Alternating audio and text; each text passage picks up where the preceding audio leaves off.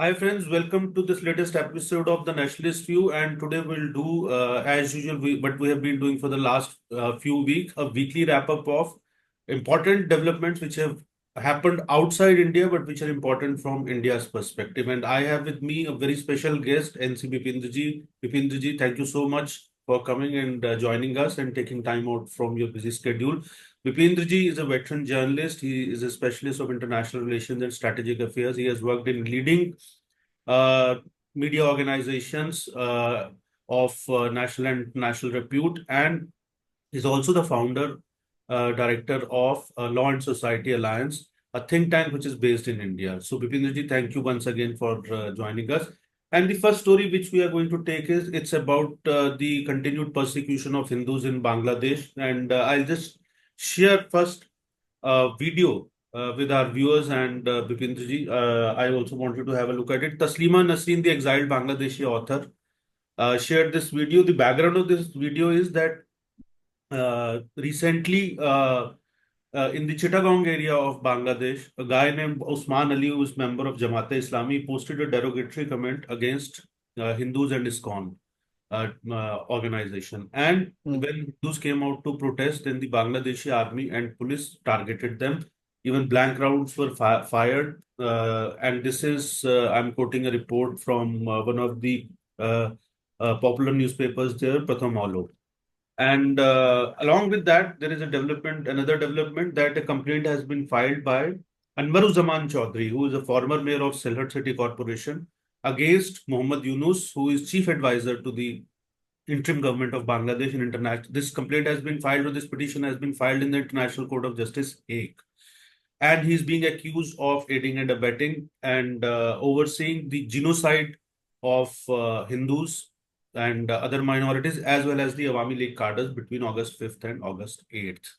This is just a couple of days or 2, 3 days after Sheikh Hasina Wajid of Awami League was forced to leave the country.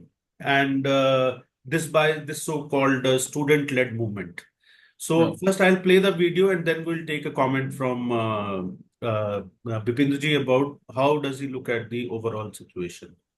So I'll just uh, share the screen. Uh, I think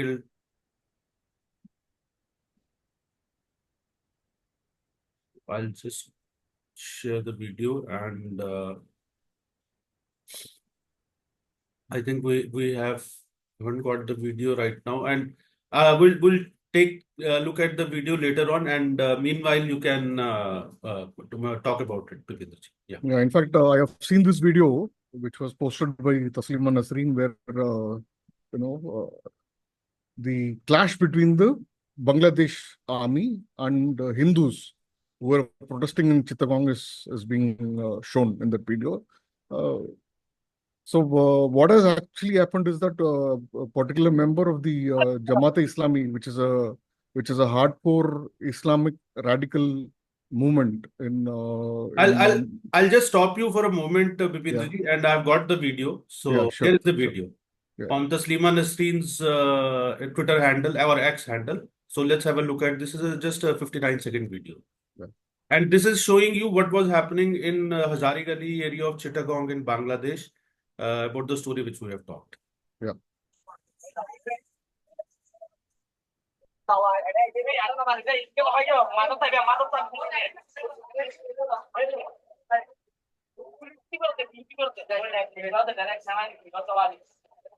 So you can hear the blank shots are being fired. I think probably Pratham Allah is calling it blank shots, but it might be the bullets.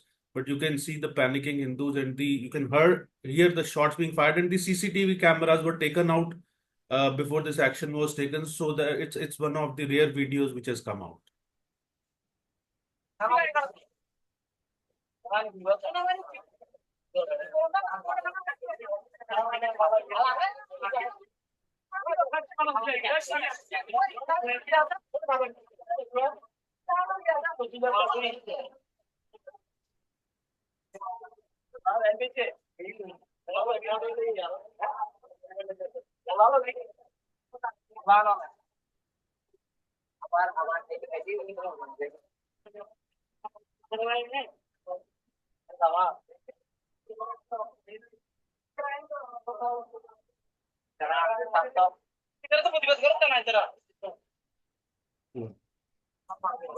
Yeah.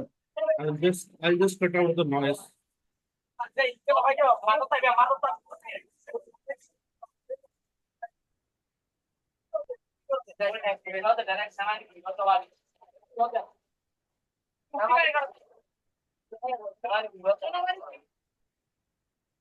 Yes, Bipindra ji. Yeah. So this particular video, if you closely observe, you can see it's shot in the dark. Obviously, it's a nighttime shot.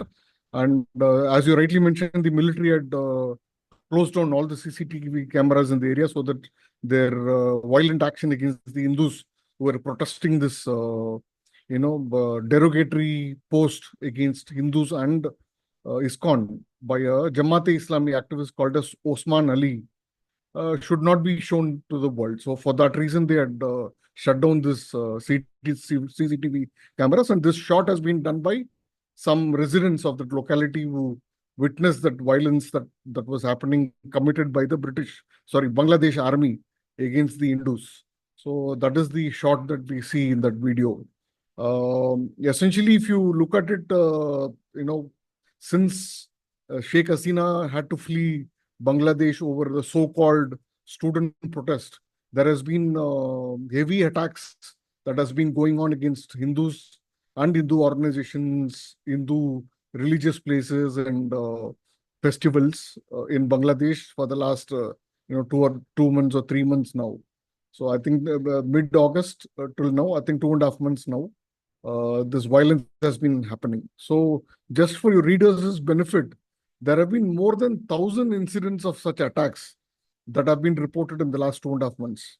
And this particular Osman Ali's social media post, which triggered this protest by the Hindus, is another incident to be added to that list. Essentially, what has happened is that since the Sheikh Hasina government, she had to flee Bangladesh. So the new government took over. Essentially, it was in between. There was a military, organized this interim government to be headed by Muhammad Yunus, who's a noble. I mean, who's a American stooge. Essentially, he was propped up by the deep state of the United States to become the ruler, and the deep state of the US was deeply involved in what happened in Bangladesh in the overthrow of Sheikh Hasina. So essentially what has happened is that since then, Hindus have been at the receiving end of the violence by Islamic radicalists who have been, targeting the Hindu community there for a very long time. And since Hasina government was there for 15 years, they essentially could not, these Islamic radicalists could not attack Hindus because the Hindus were generally seen as supporters of Sheikh Hasina under Awami League government. And essentially they had the protection of the Sheikh Hasina government. So once Sheikh Hasina was removed, they found an opportunity to carry out their long-standing plan of eliminating even that 8% Hindus who exist in Bangladesh today. So when Pakistan was formed, and Bangladesh was East Bengal at that time, East Pakistan at that time, they had about almost nearly 30% Hindu population, which has come down to 8% today in the last 75 years of since the partition. So even that 8%, they don't want to tolerate them. But what has happened is after some global leaders made pro-Hindu noises, including the Indian government, the Hindus have gained some sort of a courage to protest against this injustice and inhuman attacks that have been going on against Hindus in Bangladesh. So you have seen series of protests. Even ISKCON people came out on the road to protest against the violence that was happening against them. And this Chittagong incident is one of the such Hindu reaction to the violent incidents that have been happening. As I mentioned, there are 1,000 incidents of attacks against Hindus. Now Hindus are sort of taking courage to protest against that. based on what people like Donald Trump voiced support for the Hindus in Bangladesh, and also targeted the Bangladeshi government for attacking Hindus and not protecting Hindus in Bangladesh. So this has happened. Now, in this context, if you, I think what Chaudhry Saab has done by going to the international agencies to file a case against Muhammad Yunus for the crimes that have been committed against Hindus in the last 2.5 months. I think it's a very right move to do. And probably after Trump got elected as the president of the US, the deep state is slightly weakened now. And he has openly said that he will be dismantling the deep state. So this is giving courage to people, right-thinking people to, initiate actions. And Chaudhry Saab's effort in this regard is quite, it needs to be appreciated very much. Also, the other latest development that has happened in Bangladesh is that the present government, the legal advisor to Muhammad Yunus in the present Muhammad Yunus government, Asif,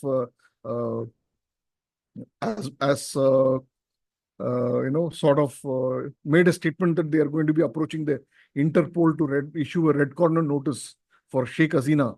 And as we all know, for a very long time, including the print which gave out her, the safe haven in India, the print of gave out that details, obviously threatening the security of Sheikh Hasina in India. So radicals have been gunning for... That was quite irresponsible journalism. Irresponsible journalism that was done by the print. So it is similar to, what had happened in Kargil by a very, what you call the celebrity journalist, which had compromised the lives of our soldiers.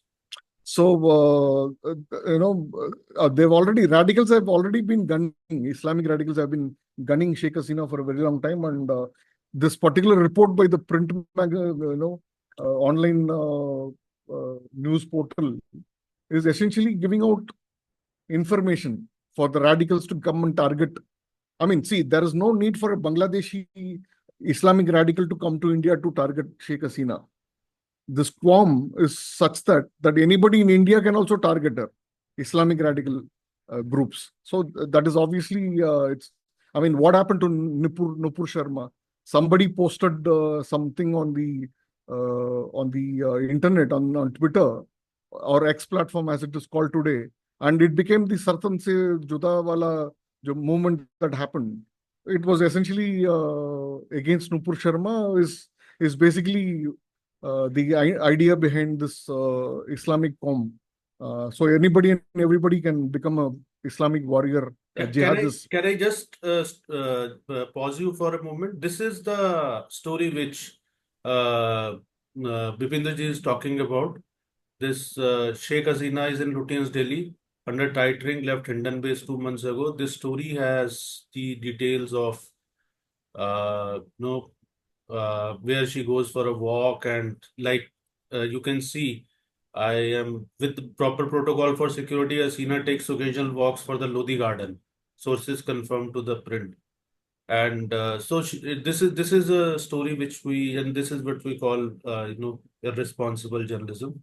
And I was expecting the government should also do something about it. Anyway, Bipindra ji, please go ahead.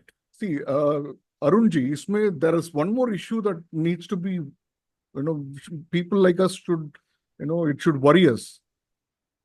There is somebody in the government, some lobby, which is actually willing to compromise on the security of, people like Sheikh Hasina, who are the guests of the state.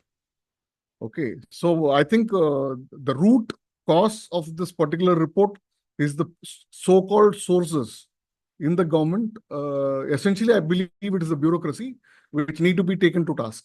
So Modi government has been very, very protective of its bureaucracy. So probably Modi government should review the importance that is being given to these bureaucrats who are so-called on the leftist side, so that they compromise on the national security, without any qualms over it. So that's the kind of, with impunity they do this. I think they need to be taken to task.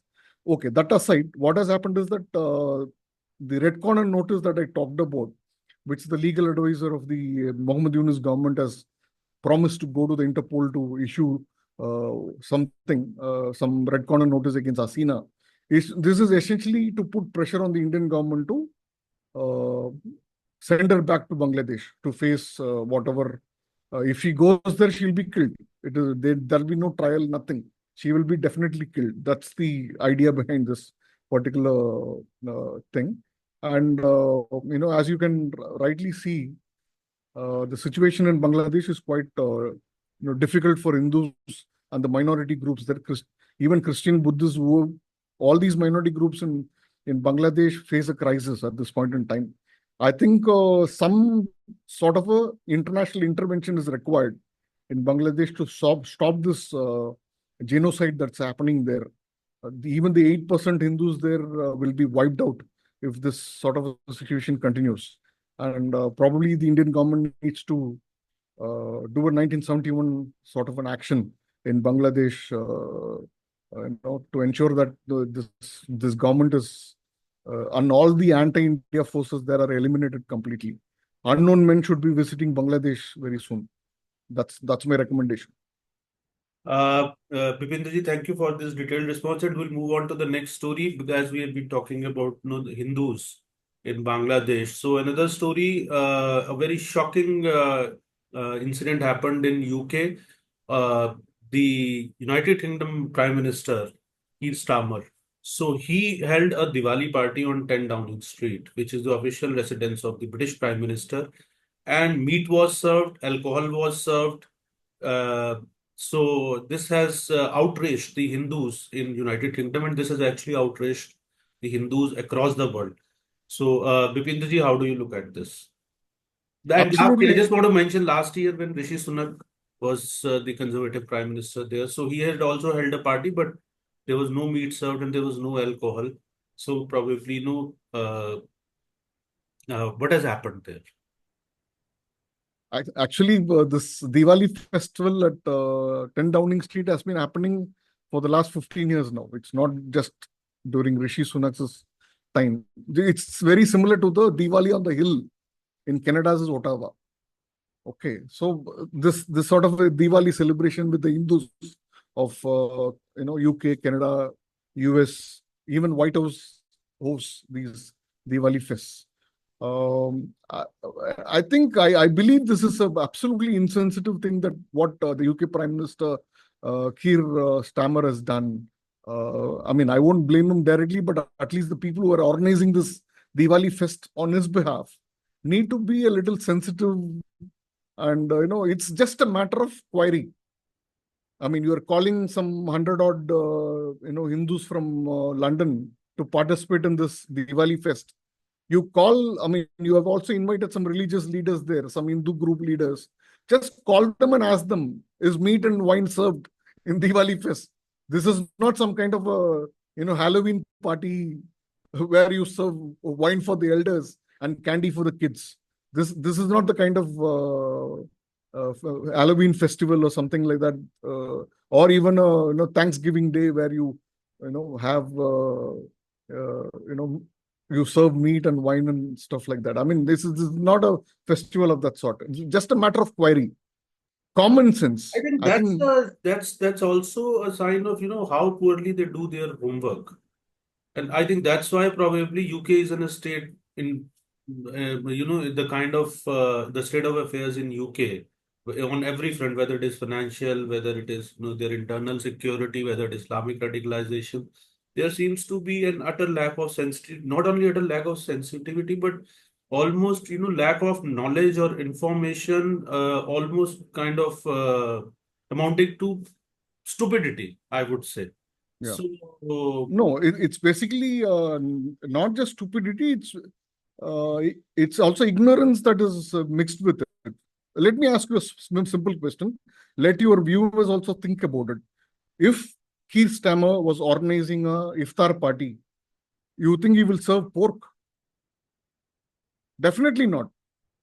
Where do you get that knowledge? I mean, you're beyond ignorance there, right?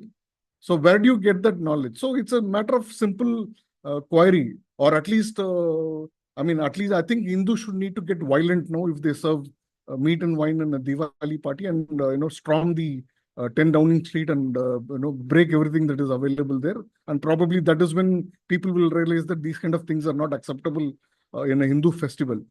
No, it's a matter of simple understanding. If you don't want to understand that, probably I think we should do what others are also doing. That's what you are triggering us to do. Let us go and bloody bash up all the people in the British High Commission out here in Delhi for serving meat, and probably tomorrow onwards they will not serve meat and wine in Diwali festival. So that's the kind of stupidity, that's the kind of stupidity that and ignorance. It's actually stupidity and ignorance mixed in this, actually. So this is what this displays. Because if you don't actually even need to ask anybody, you can just Google it. Yeah, simple Googling is more than enough. And Diwali is a very well-known festival, and it's also a general perception is there, and the general information is available in the public domain. And even people who don't know much about India, they know that all the Hindu festivals are sacred festivals, and non-vegetarian food or alcohol is generally not served on the during the festival time. There could be exceptions, but generally there is this thing. And No, despite that, this Diwali is essentially a Vaishnava fest. Vaishnavites do not eat meat wherever they are. So that's quite a easy to understand principle. And there are some communities, Hindu communities, which do serve meat. For example, in Bengal, serving fish is in a before a deity is something which is common. I mean, these kind of simple understanding needs to be there. But Diwali is a Vaishnavite fest. Yeah, but I think they went a little too far with this, and the good thing is that the Hindus in United Kingdom, they have come out very strongly against it, and I think Hindus across the world need to support them and should not take it lightly and build a big, good, solid campaign on basically this thing. And we should make Keir Starmer apologize to Hindus Apologize for for this, this thing, and absolutely. this campaign should go on till he apologizes. And so we move on. So one more last point here. See, what I have seen is the newest trend everywhere around the world is that the Hindus have sort of woken up for their own causes. Whether it is Canada, whether it is the US, UK, Bangladesh, anywhere. I think that courage to stand up for their own rights and to come together to stand up for their own rights is quite visible in the Bharatiya communities around the world. I am using this term Bharatiya very consciously because even the Sikh community is a Bharatiya community. So they are standing for Bharatiya values, like what has been happening around the globe right now. Even in Canada, the Sikh community were not Khalistanis. So, the Khalistanis are never Sikh. That is a different issue. But Sikhs who don't support Khalistan, they stood with the Hindus in other places also. Probably we'll talk about it a little later. So we move on to the next story. In Quetta on 9th of November. Quetta is the capital of Balochistan in Pakistan. Balochistan is a province which has been illegally occupied by Pakistan, and it has been fighting a war of independence. So there was a suicide attack on the railway station there in Quetta, in which at least 26 people were killed. A large number of them were basically the Pakistani army soldiers who were going back after their training, and Balochistan Liberation Army, a group which is struggling, which is waging an armed struggle for Balochistan's independence. So it has taken the responsibility for this. Now, how do you look at this incident? Because this shows that the situation is the Pakistani establishment's control is not only losing. It seems that it's absolutely, and there is a violent kind of war which is going on. So how do you look at it? See, Arunji, for your viewers' interest, Balochistan independence movement is not a new phenomena. So it's been going on for the last, say, 70 years or more. Since the time Pakistan army went and annexed Balochistan and I think that was in 1948. 1948, yes. So it's been going on since then, and it kind of became profound, say in the late 50s and 1960s, and it became really profound with a lot of organizations, even including organizations we believed in violent independence movement to gain freedom from the Pakistani establishment. So that also has gained traction in the recent days.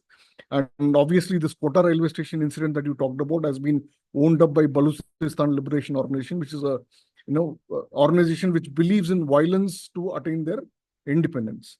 So that's the and it has been designated as a terror organization by Pakistan, obviously, but also by the United Kingdom and the United States.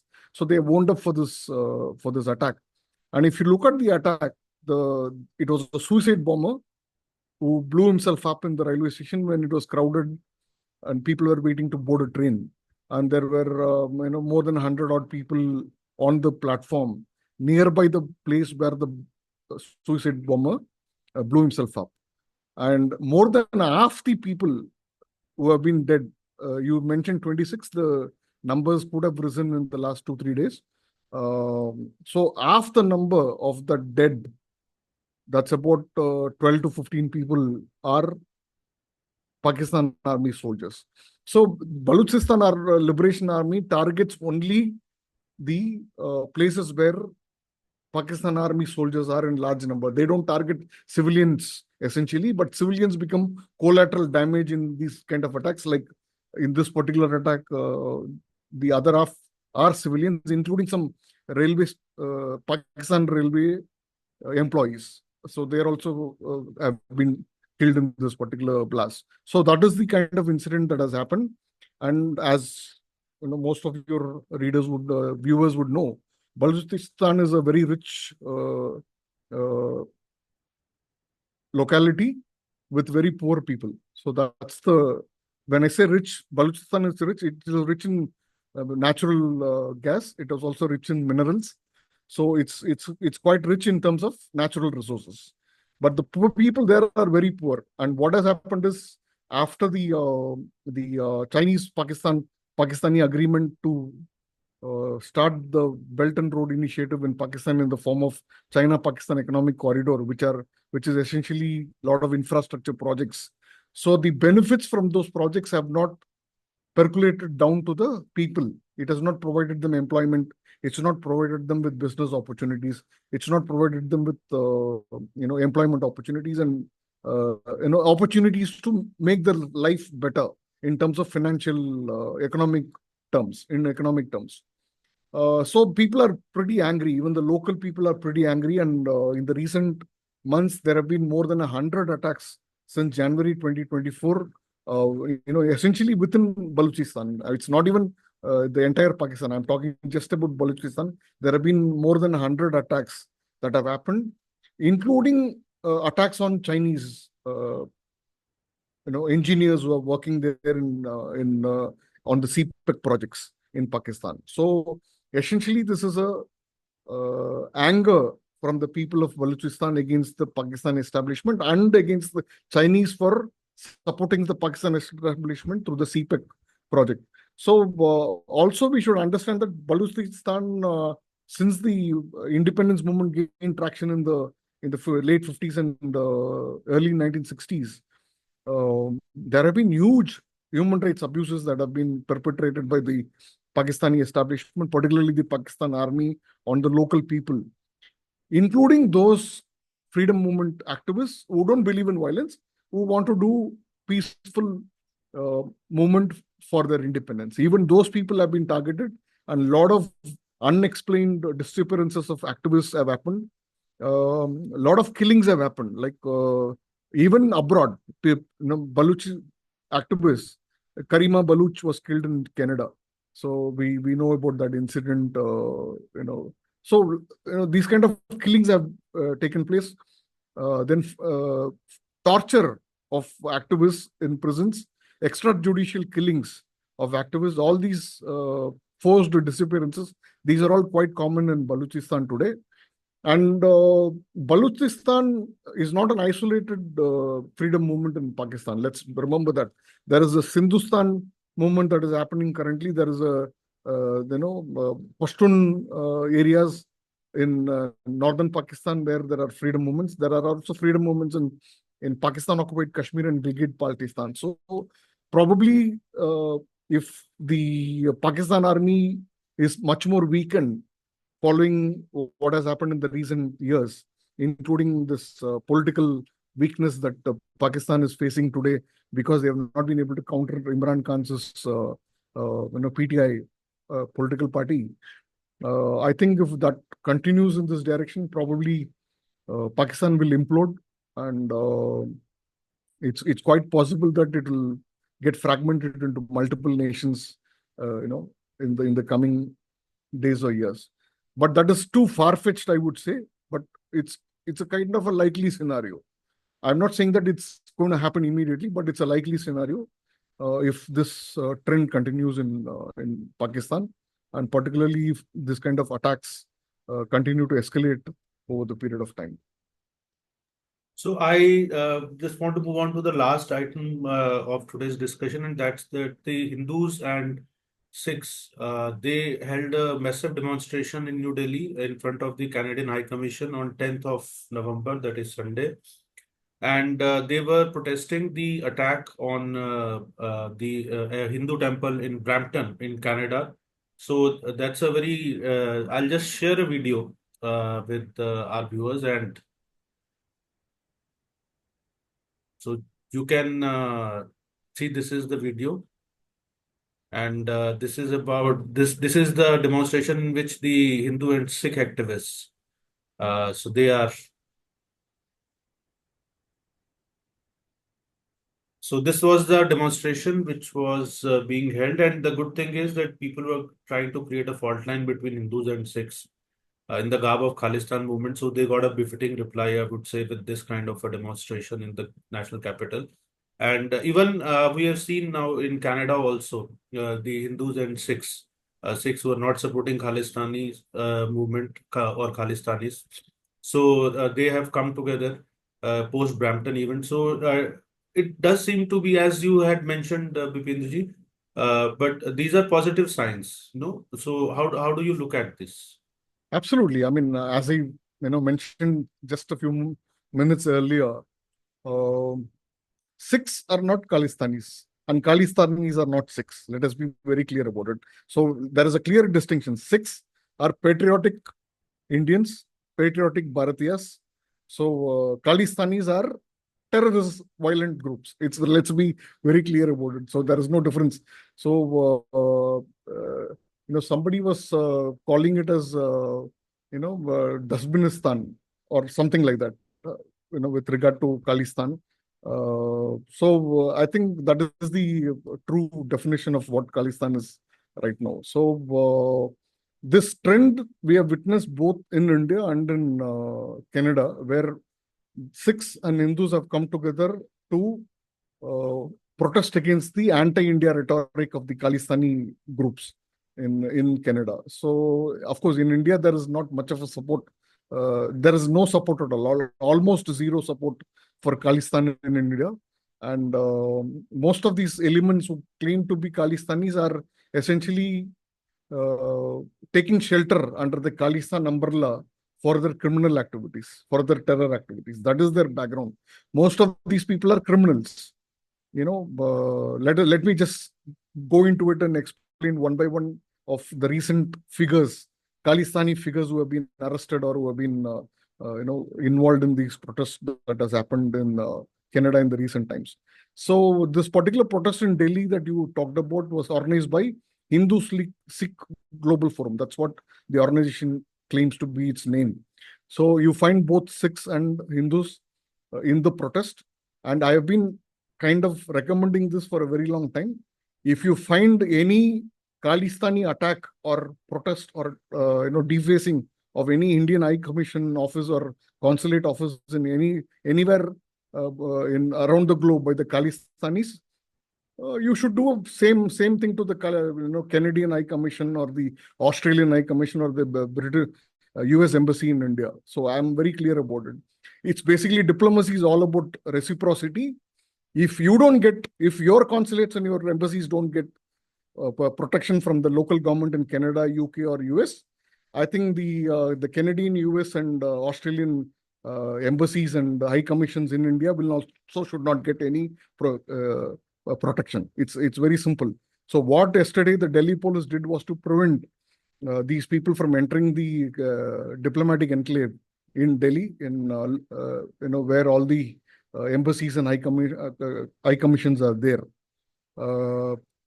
So probably, if you remember, there was this withdrawal of security for the Canadian that happened in the recent post that incident where the consulate office was attacked. I think about a year back. So it's a similar reciprocity. It's all about reciprocity. So Indian government should, just like you asked them to remove 41 diplomats from India because the strength was more than what India had in Canada. The reciprocity is the best way to deal with these people. So I think that is my stand on this particular issue. If they don't give you protection, you don't give them any protection. So let them all be, subjected to the protest by the Hindu and Sikh groups in India against their, duplicity that the freedom of expression. Only Canadians have freedom of expression, and Khalistanis in Canada have freedom of expression. So why not Hindus and Sikhs in India have freedom of expression against Canada? Why not we talk about Quebec freedom movement in India? Let's talk about it. So that is what has happened. So let's talk about these personalities who have been part of the Khalistani movement and what is their background. Just 2-3 examples in very limited time. So there was this guy called as Inderjeet Gosal who has been arrested recently by the Canadian police. So what is his background? He is the coordinator of Sikhs for Justice movement, which is a terror organization led by this idiot called as Pannun, who is based in the US at this point in time. So the Inderjeet Gosal was arrested basically along with 3 other SFJ activists for the violent incident that happened at the Brampton Hindu Sabha Mandir recently. So that attack on the Hindus and Sikhs who were participating in a consular service camp that was organized by the Indian government in that particular temple that led to this whole, Bharatiya Khalistani, conflict that's happening in Canada at this point in time. So this guy Inderjeet Gosal has a lot of, criminal cases against him for being involved in criminal activities, not just in India but also in Canada. So this is his background. So he's essentially a criminal. So he has been involved in several extortion activities and other such incidents there. So there are cases against him that's already been filed. So why is the Canadian government not acting against him? That is one of the questions. The other personality that was recently arrested is Harsh Dalla.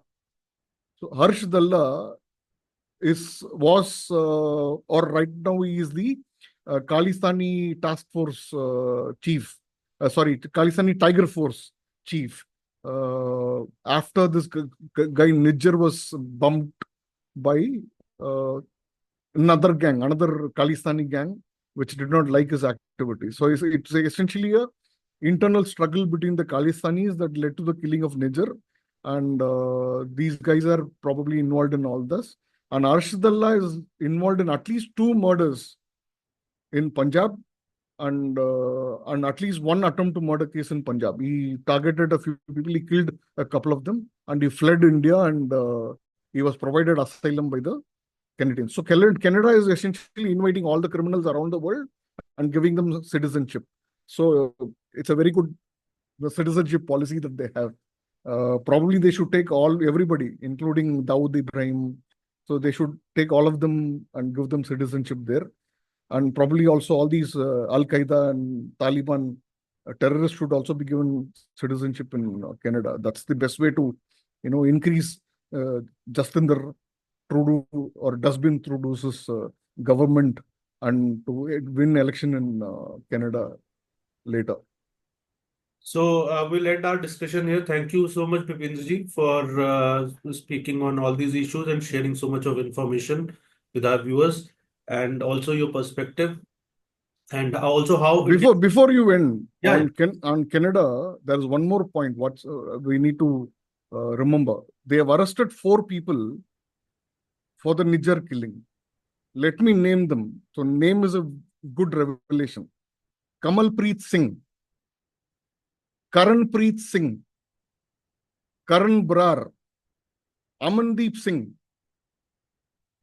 These are the 4 people's name who have been arrested. All of them are Khalistani gangs. Let's remember that. So thank you so much, and we'll end our discussion here. If you have liked the discussion, please share the video, like the video, and subscribe to the channel.